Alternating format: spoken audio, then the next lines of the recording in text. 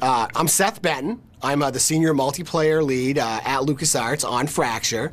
You know, I'm sure you've seen some great stuff about Fracture already. You know, Jet Brody, the story, you know, how terrain deformation really allows you to totally transform the battlefield on the fly. Well, today, I have the privilege of talking to you about how that terrain deformation affects my favorite topic, multiplayer. And we've assembled some highlights of some of the more awesome moments in the game that you have to look forward to when you play Fracture multiplayer. So let's take a look at it. So here we are in multiplayer. You can play up to 12 people online. You can play as both the Alliance and the Pacificans. Here we've just got, you know, some people throwing out grenades, using their entrenchers to rip apart the battlefield a little bit. This is free for all. Basically, kill everybody.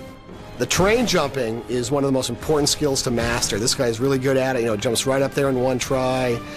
Grabs the shield, he's ready to go. He's throwing grenades down there. Here's the Vortex grenade. It's basically a big tornado and it sucks everybody and everything into it and ends in a pretty dramatic explosion.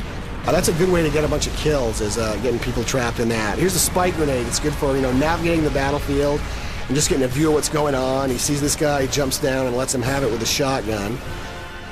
You know, here's the torpedo gun. Basically, you got some folks hiding behind there. He just fires it off, and it bores underneath, you know, the spike, underneath that cement tower, and blasts them. Capture the flag is your single flag, your two flag variety.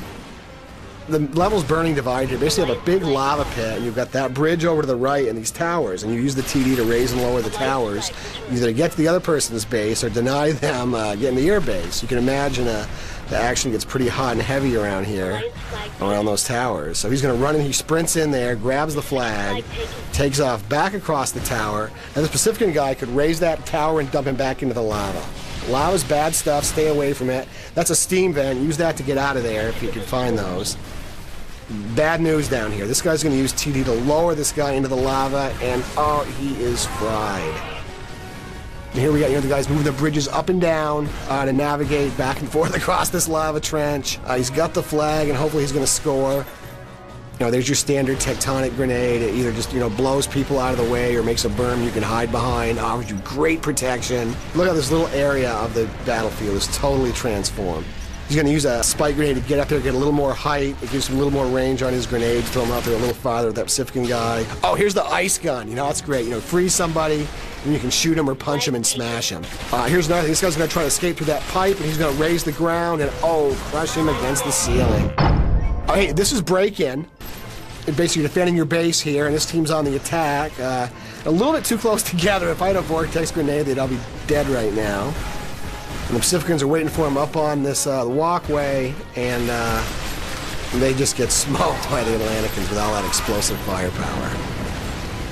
Then the Alliance drives on into their base. There's a power coupler right there. That guy raises it, and that puts up that force field, and then they go in to the scoring point to score.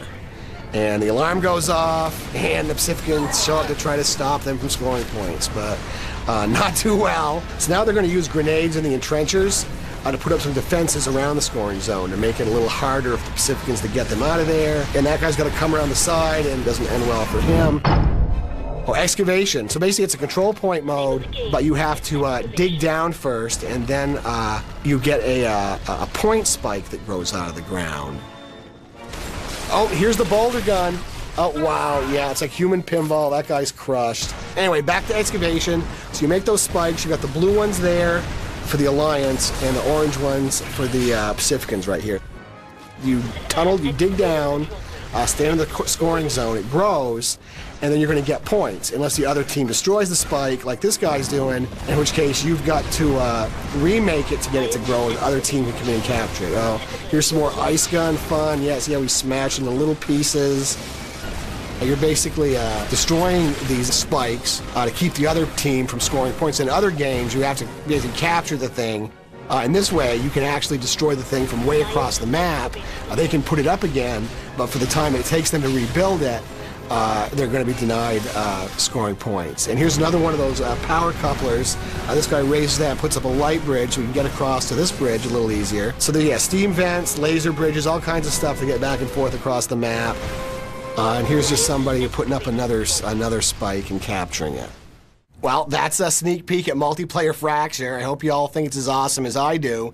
Literally, there are endless things that we think to do with TD every day, and I'm sure you folks will come up with a lot of other crazy stuff to do. But hey, check it out this October on PS3 and 360.